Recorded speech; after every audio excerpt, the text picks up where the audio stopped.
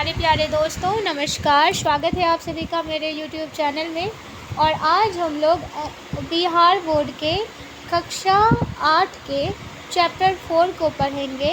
और ये हमारे चैप्टर का नाम है उपनिवेशवाद एवं जनजातीय समाज। आइए हम लोग पाठ को स्टार्ट करते हैं। पिछले अध्याय में आपने अंग्रेज़ों की लगान व्यवस्थाओं तथा कृषि के क्षेत्रों में आ रहे बदलावों के बारे में जाना। आपने यह भी जाना कि किसानों, जमींदारों व गांव के अन्य लोगों पर उनका क्या प्रभाव पड़ा। भारत के कई इलाकों में उनकी नीतियों के खिलाफ किसान के संघर्ष की शुरुआत के बारे में आपने जाना। अब इस अध्याय में आप भारत के वनों तथा पहाड़ी क्षेत्रों में रहने वाले जनजातीय समाज के लोगों के जीवन पर अंग्रेजी शासन की नीतियों से पहले पड़ने वाले प्रभावों के बारे में जानेंगे। यहाँ पे भारत का नक्शा दिया हुआ है, जनजाति बहुल क्षेत्रों को इंगित करता हुआ भारत का मानचित्र। तो यहाँ पे आप लोग देख सकते हैं जो आज का हिमाचल प्रदेश है, वहाँ पे गुड्डी, वन और गुजरा जनजाति रहती है। उत्तराखंड में भोटिया, राजस्थान में सहारिया और भील जनजाति रहती है। और गुजरात में वन, गुज्जर्स और राठिया। मध्य प्रदेश में बैगास, बंजारा और गोंड जनजाति। महाराष्ट्र में बंजारा। और छत्तीसगढ़ में बैगास, सरिया, मारिया और गोंड। और फिर है आंध्र प्रदेश और तेलंगाना में कोया, बंजारा, गोंड। और केरल में माला और इरूलर। और उड़ीसा में पुराजा, बोंडा, कंडा, कोया, सओरा, गोंड। और झारखंड में संथाल, मुंडा, उराव जनजाति। यहाँ पे संथाल जनजाति पश्चिम बंगाल में भी रहती है। और यहाँ पे आप लोग सिक्किम में बुजुर्ग। फिर है यहाँ पे असम में खासी, और नागा खासी मेघालय में। और यहाँ पे मणिपुर में और मिजोरम में रियांग। फिर नागालैंड में मेइटी और अरुणाचल प्रदेश में आगाटा निशी जनजाति निवास करती है। आप लोग इसको ध्यान से देखिएगा। और अंडमान और निकोबार में जरबाज जनजाति रहती है। जनजातीय समाज का जीवन। जनजातीय समाज के लोग आम भाषा में आदिवासी भी कहलाते हैं। ऐसा इसलिए कहा जाता है कि वे इस महाद्वीप में सबसे पुराने समय से रहने वाले लोग हैं। प्राचीन काल से ही उनका जीवन पूरी तरह से वनों पर निर्भर था।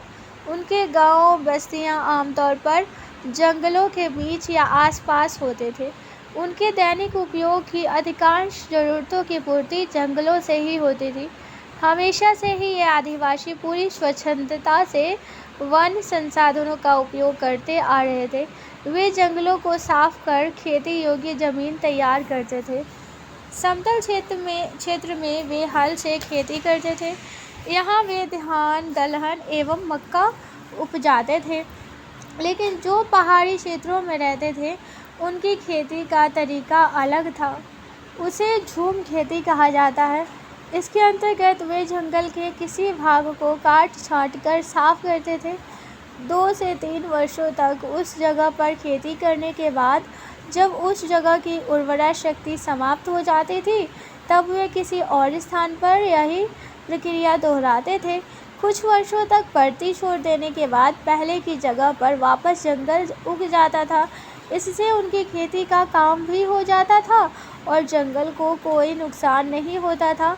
इस विधि को घुमंतू कृषि विधि के नाम से भी जाना जाता है। जंगलों से उनकी अन्य दैनिक आवश्यकताओं की पूर्ति भी हो जाती थी, जैसे जलावन के लिए लकड़ियाँ, भोजन के लिए कंद मूल, फल, शहद आदि, या फिर जड़ी बूटियाँ उन्हें बड़ी ही आसानी से मिल जाती थी। इन सब के अतिरिक्त वे पशुपालन भी किया करते थे, जिनका चारा भी उन्हें जंगलों से मिल जाता था। उनके घर भी जंगल की लकड़ियों के ही बने होते थे। अपनी ज़रूरतों के इस्तेमाल के अलावा वे जंगल से प्राप्त होने वाली कुछ वस्तुओं जैसे शहद, जड़ी बूटियाँ, कुछ खास तरह के फल इत्यादि को पास के बाजार में बेचकर अपनी छोटी मोटी आवश्यकताओं की पूर्ति भी किया करते थे। आवश्यकता की जो वस्तुएं इन्हें जंगल में उपलब्ध नहीं होती थी, जैसे नमक, कपड़े आदि, उनकी खरीदारी भी वे पास के गांव के व्यापारियों से जंगल से प्राप्त इन्हीं वस्तुओं के बदले में किया करते थे। हालांकि इसके लिए उन्हें काफ़ी ऊंची कीमत चुकानी पड़ती थी।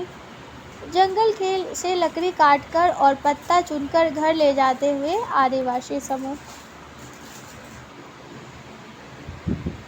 जनजातीय समाज के लोग भोजन के लिए कुछ छोटे छोटे जानवरों जैसे हिरन, तीतर तथा अन्य पक्षियों का शिकार भी करते थे। शिकार का साधन तीर धनुष या अन्य छोटे हथियार होते थे, मगर ज़्यादातर उनका भोजन जंगलों से प्राप्त कंदमूल, फल और अनाज ही होता था। तीर धनुष से शिकार करते हुए आदिवासी। इनके उद्योग धंधे भी जंगलों पर ही आधारित थे। हाथी दांत, बांस तथा कुछ धातुओं पर की गई उनकी कलाकारी दूसरे समुदायों में भी काफ़ी पसंद की जाती थी। कुछ इलाकों में रबर, गोंद आदि चीज़ें उन्हें जंगलों से मिलती थी, उसका भी वे व्यापार करते थे। यहाँ पर चित्र में मणिपुर में जेलियांग जनजाति के द्वारा तैयार किया गया तकिया का गिलाफ दिखाया गया है और अरुणाचल प्रदेश की जनजातीय महिलाओं द्वारा परंपरागत हथकरघा पर बुनाई की जा रही है। आगे चलकर कुछ जनजातीय समुदायों ने लाख और रेशम उद्योगों को भी अपनाया। वे रेशम और लाख के कीड़े पालते और बाद में उसे बाहर के व्यापारियों से बेच देते थे। आमतौर पर इन गतिविधियों में उन्हें ज़्यादा फायदा नहीं होता था, क्योंकि व्यापारी उनकी चीज़ें बहुत कम कीमत पर खरीदते थे, जबकि उन वस्तुओं के वास्तविक मूल्य काफ़ी अधिक होते थे। इन सब के अतिरिक्त आदिवासी महिलाएं घरों में चटाई बनाने, बुनाई करने एवं वस्त्र बनाने का काम भी करती थी। जनजातीय समाज के लोग जंगल का उपयोग किन किन चीज़ों के लिए करते थे? क्या उनके उद्योग को विकसित करने में भी जंगल की भूमिका थी? इस तरह सदियों से पूरी तरह से जंगलों पर निर्भर रहने के बावजूद इनकी गतिविधियों से जंगलों का कोई नुकसान नहीं पहुंचता था, बल्कि वे हमेशा उसकी सुरक्षा करते थे।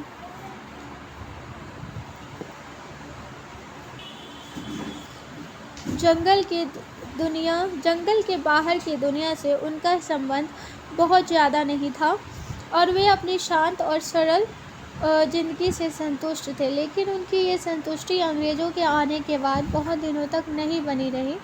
अंग्रेज़ों द्वारा स्थापित व्यवस्थाओं तथा नियमों का जनजातीय समाज पर प्रभाव। हमने पिछले पाठ में देखा है कि किस तरह अंग्रेज़ी सरकार के अधिकारी ज़्यादा से ज़्यादा मुनाफा कमाने के प्रयास में लगे थे। इसके तहत भू राजस्व व्यवस्था में उनके द्वारा किए गए बदलाव से आप पिछले पाठ में परिचित हुए हैं।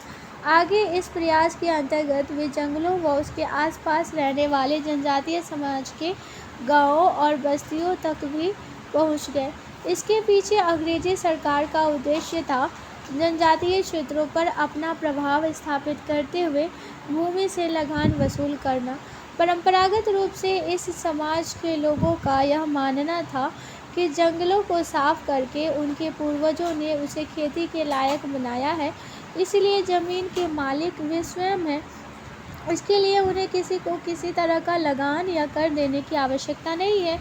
लेकिन नई लगान व्यवस्थाओं के तहत उन सब के द्वारा जोती जाने वाली ज़मीनों को भी सरकारी दस्तावेज़ों में दर्ज किया गया और जैसा कि बाकी किसानों के साथ हुआ था, उनके ऊपर भी सालाना लगान की राशि तय कर दी गई।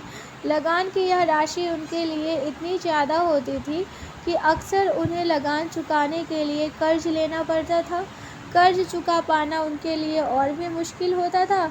इस तरह धीरे धीरे उनकी ज़मीनें या तो नीलाम होने लगी या फिर महाजनों के कब्जे में चली जाने लगी। इसका एक और सीधा असर झूम खेती करने वाले लोगों पर पड़ा। अब उन्हें अलग अलग ज़मीनों पर खेती करने की आज़ादी नहीं रही। इनकी बस्तियों तक सरकारी कर्मचारियों के पहुंचने का एक दूसरा असर भी हुआ। कर्ज लेने वालों की संख्या बढ़ने के कारण अब उनके क्षेत्रों में गैर आदिवासी सेठ, महाजन एवं सूदखोरों का भी प्रवेश हुआ। ये महाजन व साहूकार हमेशा इस प्रयास में रहते कि किस तरह इनकी ज़मीनों को हथियाया जाए और इन्हें अपना बंधुआ मजदूर बनाया जाए। अंग्रेजों के सामने समय एक और नई बात हुई। जंगल की लकड़ी का व्यापार अचानक ही बड़ी तेजी से बढ़ा। उस समय कोलकाता, मुंबई और चेन्नई, उस वक्त कलकत्ता, बम्बई और मद्रास जैसे बड़े बड़े शहर बस रहे थे। मीलों लंबी रेल लाइनें बिछाई जा रही थी और बड़े बड़े जहाज बनाए जा रहे थे। इन सब के लिए लकड़ियों की ज़रूरत थी। जंगल की कटाई करवाकर स्लीपर तैयार करते अंग्रेज अधिकारी। सन 1850 के बाद भारत में अंग्रेजों ने रेलवे की शुरुआत की थी। तब से लेकर 1910 तक करीब 50,000 किलोमीटर रेल लाइनें बिछाई जा चुकी थी। रेल लाइनों के स्लीपरों तथा रेल के डिब्बों के लिए लकड़ियों की आवश्यकता थी। इसके लिए अंग्रेजों ने बड़े पैमाने पर जंगलों की कटाई करानी शुरू कर दी। इसके अलावा इमारतों, खदानों व जहाज़ों के लिए भारी मात्रा में लकड़ी काटकर बेचा जाने लगा। यह काम लकड़ी के व्यापारी और अंग्रेज और जंगल के ठेकेदार किया करते थे। अंग्रेज सरकार को भी इस लकड़ी के व्यापार में बड़ा फायदा होता था। सरकार जंगलों को काटने का ठेका नीलाम करती थी। ठेकेदारों से मिले पैसों से सरकार को बहुत आमदनी होती थी। इन्हें भी जाने स्लीपर, लकड़ी का तख्ता, इसके ऊपर रेल की पटरियां बिछाई जाती थी। जब ठेकेदार बेतहाशा जंगल काटने लगे और जंगल तेजी से खत्म होने लगे, तब अधिकारियों को चिंता होने लगी। अगर सारे जंगल कट जाएंगे तो रेल, जहाज और मकानों के लिए लकड़ियां कहाँ से आएंगी। तब उन्होंने जंगलों में नए पौधे लगाने शुरू किए, मगर उन्होंने ऐसे पौधे लगाने शुरू किए जिनकी बाजार में मांग थी। वन विभाग बना। तेजी से खत्म होते जंगल की समस्या हल करने के लिए अंग्रेज सरकार ने सन 1864 में वन विभाग की स्थापना की एवं सन 1865 में वन विभाग भी बनाया गया। वन अधिनियम भी बनाया गया। वन विभागों का काम था जंगल की कटाई पर निगरानी रखना और नए जंगल लगाना। वन अधिनियम के तहत नए वृक्ष रोपण की सुरक्षा के लिए तथा पुराने जंगलों को बचाने के लिए ढेरों नियम बनाए गए। इन सब का असर यह हुआ कि आम लोगों और आदिवासियों का जंगलों पर जो परंपरागत अधिकार था वो छूने लगा। वे अब अपनी मर्जी से लकड़ी काटने, जानवर चराने, फल फूल इकट्ठा करने या शिकार करने के लिए जंगलों में नहीं जा सकते थे। यहाँ तक कि उनका जंगल में प्रवेश भी वर्जित कर दिया गया। अभी तक अपनी आवश्यकताओं की पूर्ति के लिए आदिवासी काफ़ी कुछ जंगलों पर निर्भर थे, लेकिन अब उस पर अंग्रेजी सरकार ने प्रतिबंध लगा दिया। सन 1878 में अंग्रेजों ने एक और कानून बनाया। इसके तहत जंगलों को दो भागों में बांटा गया।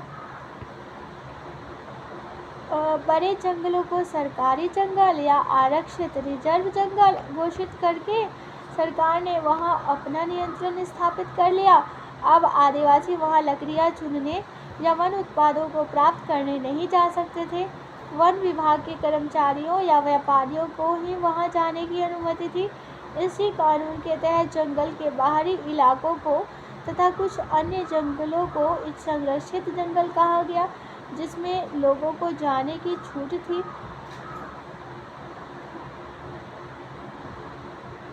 मगर वहां से वे केवल अपने काम की चीज़ें ही ला सकते थे। वे वहां पेड़ नहीं काट सकते थे या 2 दिन से ज़्यादा अपने जानवर भी नहीं चरा सकते थे। इन सब कानूनों और व्यवस्थाओं का असर यह हुआ कि आदिवासी लोगों का जीवन बहुत मुश्किल हो गया। सदियों से जिस तरह के जीवन जीने के वे आदी थे, अब वह संभव नहीं रहा। इसलिए अब नए काम धंधों की तलाश में उन्हें जंगलों और अपनी बस्तियों से बाहर आना पड़ा। उन दिनों वन विभाग का ज़्यादातर काम ठेकेदारों के द्वारा किया जाता था। कुछ ठेकेदार वन विभाग के लिए लकड़ी काटने का काम करते थे, तो कुछ जंगलों के आसपास सड़क बनाने का काम। आदिवासी लोगों के पास अब अपना कोई काम धंधा तो था नहीं, तो उन्होंने उन ठेकेदारों की नौकरी ही कर ली। यहाँ उन्होंने जो मजदूरी मिलती उससे उनका गुजारा तो हो जाता, मगर अपनी अन्य ज़रूरतों के लिए उन्हें ठेकेदार जमींदारों और साहूकारों के आगे कर्ज के लिए हाथ फैलाना पड़ता। साहूकारों से लिया गया कर्ज चुका पाना उनके लिए आसान नहीं होता।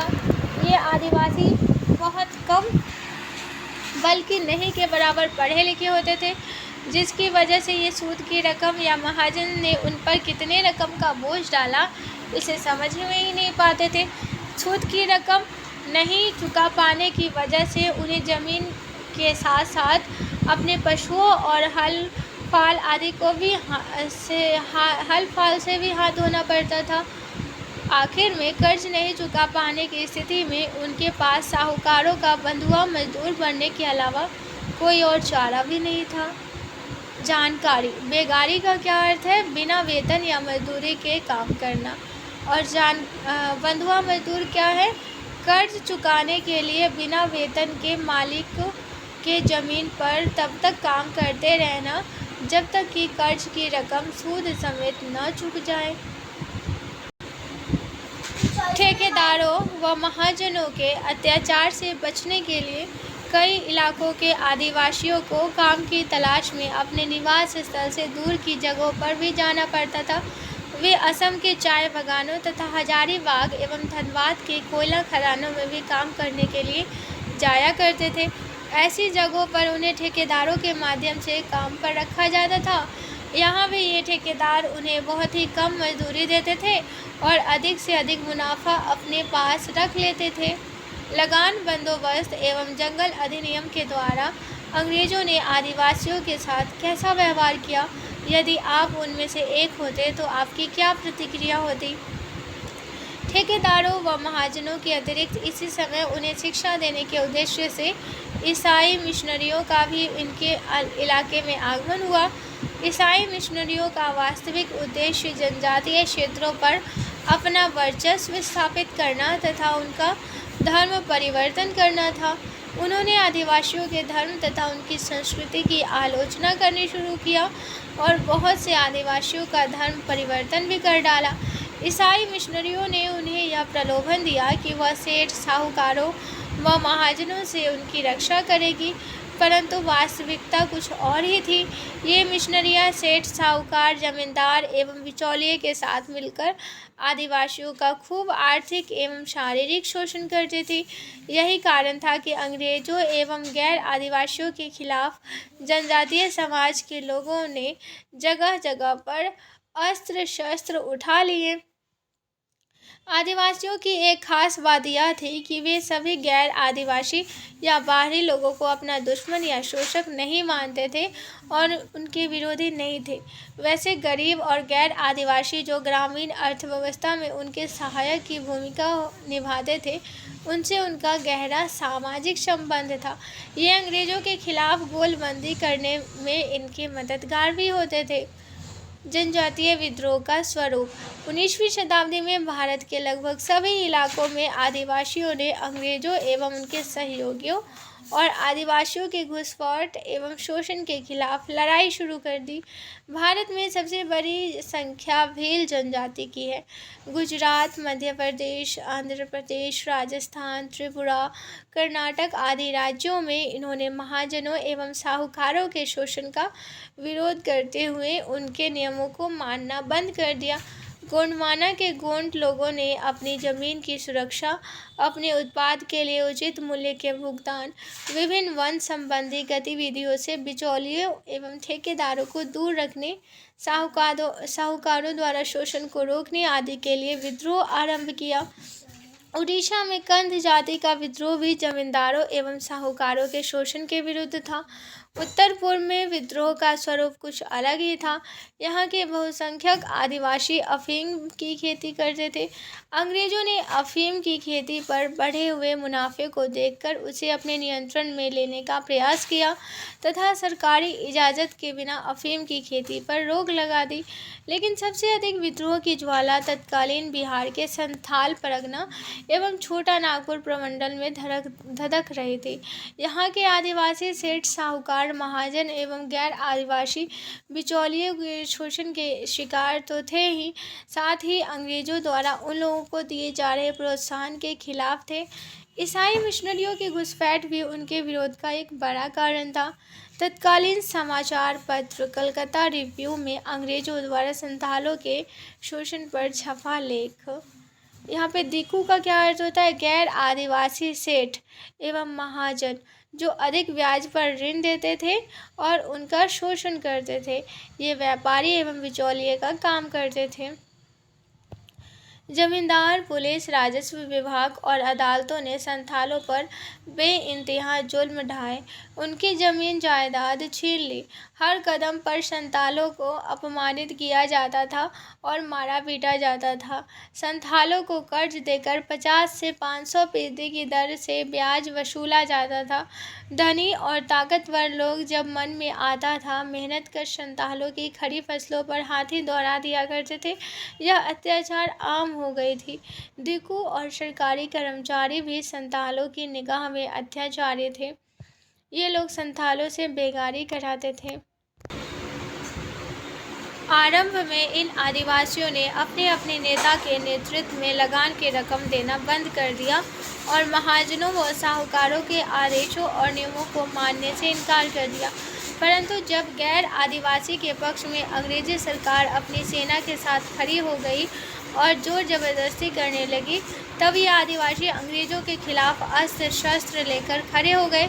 कुछ आदिवासी समूह ने अपना उद्देश्य अपने इलाके से अंग्रेजी राज्य को समाप्त करना बना लिया।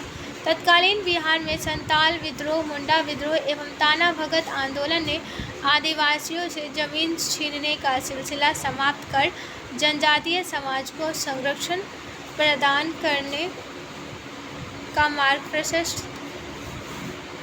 उत्तर पूर्व भारत में भी खसिया, गारो एवं नागा जनजातियों ने अंग्रेजों के खिलाफ विद्रोह किया। ये सभी विद्रोह संगठित विद्रोह थे। क्या जनजातीय विद्रोह सिर्फ अंग्रेजों के खिलाफ विद्रोह था? इन विद्रोहों के लिए सेठ, साहूकार एवं महाजन कहाँ तक जिम्मेदार थे? यहाँ आप मुख्य रूप से छोटा नागपुर के मुंडा विद्रोह एवं उत्तर पूर्व में नागा जनजाति का जेलियार आंदोलन के विषय में पढ़ेंगे। बिरसा मुंडा एवं मुंडा विद्रोह। बिरसा मुंडा का जन्म 15 नवंबर सन 1874 ईस्वी को छोटा नागपुर प्रमंडल के तमार थाना अंतर्गत उलिहातू गांव के निकट एक गांव से छोटे चलकत में हुआ था। उसके पिता का नाम सुगना एवं मुंडा एवं माता का नाम कदमी था। बिरसा की शिक्षा दीक्षा चाईबासा के एक जर्मन मिशन स्कूल में हुई थी। शुरू में कुछ मुंडाओं के साथ मिलकर उसने ईसाई धर्म भी स्वीकार किया, लेकिन बाद में ईसाई धर्म से और संतुष्ट होकर फिर मुंडा बन गया। उसके मन में अंग्रेजों एवं जमींदारों के प्रति आक्रोश की भावना ने ही मुंडा विद्रोह को जन्म दिया। सन 1895 ईस्वी में बिरसा को उसके कुल देवता सिंह बोगा से एक नए धर्म के प्रतिपादन की प्रेरणा मिली, जिसके अनुसार उसने अपने आप को भगवान का अवतार घोषित कर दिया।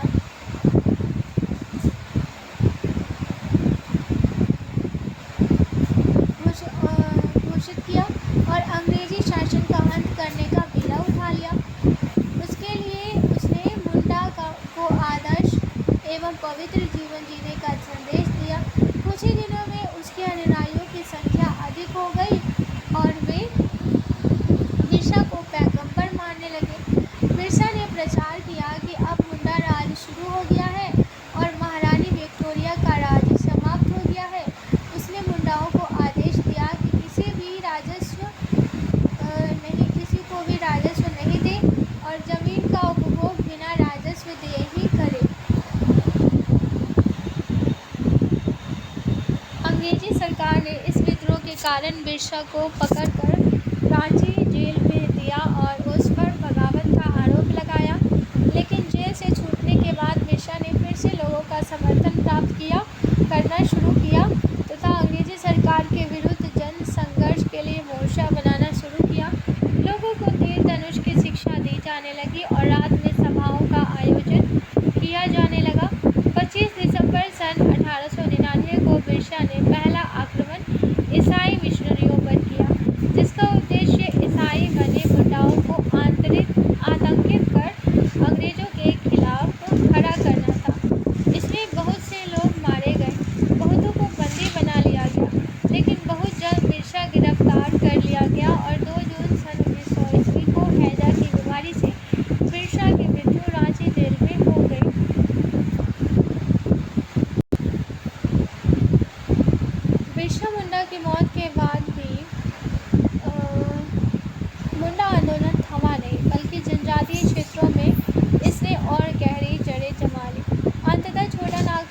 तत्कालीन आयुक्त की सिफारिश पर सन 1902 में गुमला तथा 1905 में खूंटी अनुमंडल का गठन कर दिया गया ताकि समस्याओं को नज़दीक से समझा जा सके।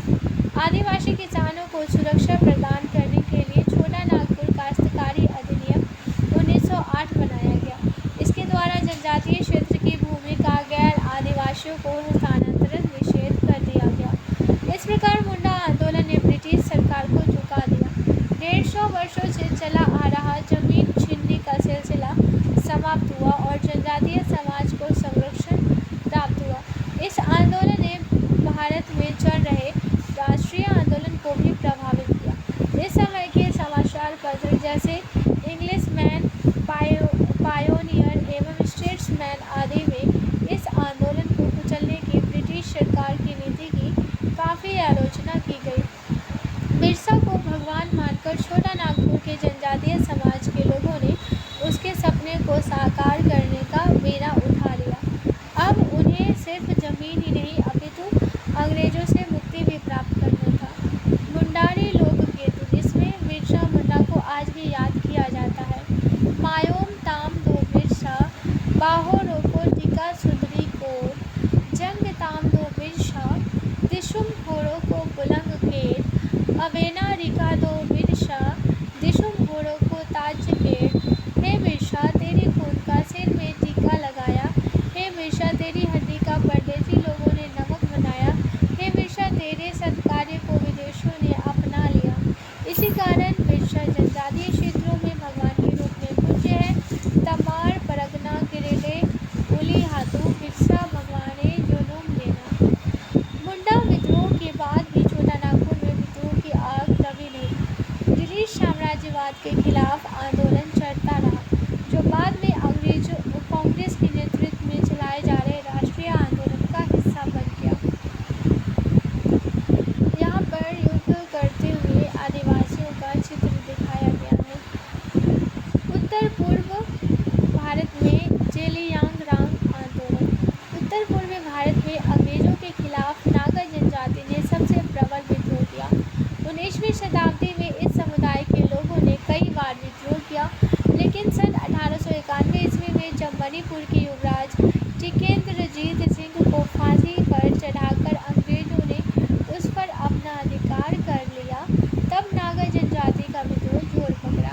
इस समय मणिपुर में जेमेई, लियांगमेई एवं रांगमेई नामक नागा जनजाति की बहुलता थी।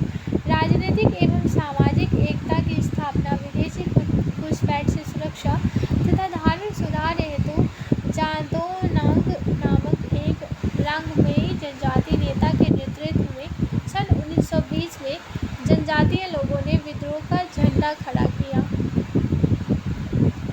उपरोक्त 3 जनजातियों के नाम पर इस आंदोलन को जेलियांगरोंग आंदोलन का नाम दिया गया। जादोनांग ने सर्वप्रथम इन तीनों जनजातियों में एकता स्थापित कर अंग्रेजों एवं गैर आदिवासियों को बाहर खदेड़ने का एक राजनीतिक कार्यक्रम बनाया। खास बात यह थी कि इनका आंदोलन आगे चलकर गांधी जी द्वारा चलाए गए सविनय अवज्ञा आंदोलन के साथ जुट गया। जादोनांग ने नागा जनजाति के लिए क्या किया? जादोनांग ने अपने 13 वर्षीय चचेरी बहन गिंडालियों के साथ मिलकर एक भूमिगत आंदोलन की योजना बनाई और नागा राज्य की स्थापना का प्रयास शुरू किया। इसमें जादोनांग को काफ़ी सफलता मिल गई, लेकिन अंग्रेजी सरकार को इसकी भनक मिल गई। अतः एक हत्या के मामले में फंसाकर 29 अगस्त 1929 को अंग्रेजों ने उसे फांसी की सजा दे दी। आंदोलन इसके बावजूद भी थमा नहीं। गिंडालियों ने इसे जारी रखा। अंग्रेजों द्वारा सन 1932 में इस आंदोलन को भी दबा दिया गया और गिंडालियों को आजीवन कारावास की सज़ा सुनाई गई। सन 1947 में आज़ादी मिलने के बाद उसे रिहा किया गया। गिंडालियों ने अंग्रेजी सरकार की दमनकारी कानूनों की अवज्ञा का भाव जनजातियों में जगाया और इस तरह वो गांधी जी के सविनय अवज्ञा आंदोलन की मुख्य धारा से अपने आंदोलन को जोड़ने में सफल रही। स्वतंत्रता प्राप्ति के बाद जनजातीय समाज के लोगों के आर्थिक विकास के लिए बहुत सारे नियम बनाए गए, जिन्हें राष्ट्र की धारा में जोड़ने के लिए अनेक अनेक उपाय किए गए, फिर भी उनमें असंतोष की लहर व्याप्त रही। इसका मुख्य कारण भौगोलिक एवं राजनीतिक था। यद्यपि संविधान में जनजातियों के लिए शैक्षणिक संस्थान एवं नौकरी में आरक्षण की व्यवस्था कर दी गई थी, फिर भी उनके असंतोष थमे नहीं। नागा जनजाति की किसी भी कीमत पर अपनी संस्कृति पहचान को खोना नहीं चाहते थे। अतः बाध्य होकर 1 दिसंबर 1963 को अलग नागालैंड राज्य की स्थापना की गई। संविधान में उत्तर पूर्वी राज्यों के लिए विशेष व्यवस्था की गई, जिसके अनुसार असम, नागालैंड, त्रिपुरा, मणिपुर आदि में आदिवासियों को उनके आंतरिक मामलों में स्वायत्तता दी गई। संसद द्वारा पारित कानून यहाँ तब तक लागू नहीं होता जब तक कि विधानमंडल की विशेष समिति उसे अनुमोदित न कर दे। संथाल परगना एवं छोटा नागपुर में भी जनजातीय विद्रोह नहीं थमा और वे अलग क्षेत्रीय पहचान के लिए लगातार संघर्ष करते रहे। परिणाम स्वरूप 15 नवंबर सन 2000 को बिहार का विभाजन करके झारखंड राज्य बना दिया गया। जनजातीय विद्रोह में महिलाओं की भूमिका। उपनिवेशवाद के खिलाफ आदिवासियों के विद्रोह में आदिवासी महिलाओं की भूमिका भी काफ़ी महत्वपूर्ण रही है। ये महिलाएं सैनिक कार्रवाई करने से लेकर विद्रोह का नेतृत्व करने तक के कार्य में पुरुषों का साथ देती थी। संताल विद्रोह में राधा और हीरा नाम की महिलाओं ने गड़ासा, कुल्हाड़ी और लाठी जैसे अस्त्रों का प्रयोग किया था, जिसके लिए अंग्रेजी सरकार ने उन्हें कैद कर लिया था। सिद्धू की बहन फूलो और झानू ने अंग्रेजी कैंप में घुसकर 21 सैनिकों को तलवार से मार गिराया था। सन 1899 में मुंडा विद्रोह के समय बिरसा मुंडा की महिला साथी साली और चंपी का उदाहरण मिलता है, जिन्होंने सैन्य संगठन कर बिरसा का साथ दिया था। बिरसा के दोस्त गया मुंडा की पत्नी मानी हुई बेटी थी गिनागी और लेम्बू तथा उसकी 2 बहुओं ने अंग्रेजों के खिलाफ गड़ासा, तलवार और लोहे के छड़ का प्रयोग किया। ताना भगत आंदोलन में भी जतरा भगत के बाद लीथो उराव नाम की जनजातीय महिला ने नेतृत्व संभाला। उत्तर पूर्वी क्षेत्र में गिंडालियों इसका अपूर्व उदाहरण है। भारत के अन्य क्षेत्रों में जैसे गोंड जनजाति के क्षेत्र में गोंड महिला राजमोहिनी देवी ने 1940 के दशक के उत्तरार्ध से 1950 के दशक के आरंभ तक आंदोलन का नेतृत्व संभाला। यद्यपि जनजातीय क्षेत्रों में शिक्षा का अभाव था, फिर भी गैर आदिवासी एवं अंग्रेजी शोषण के खिलाफ आदिवासी महिलाओं ने डटकर मुकाबला किया। तो आज के लिए बस इतना ही। आशा करती हूँ ये लेक्चर आप लोगों को पसंद आया होगा। पसंद आया है तो लाइक, शेयर और सब्सक्राइब ज़रूर कीजिएगा। धन्यवाद।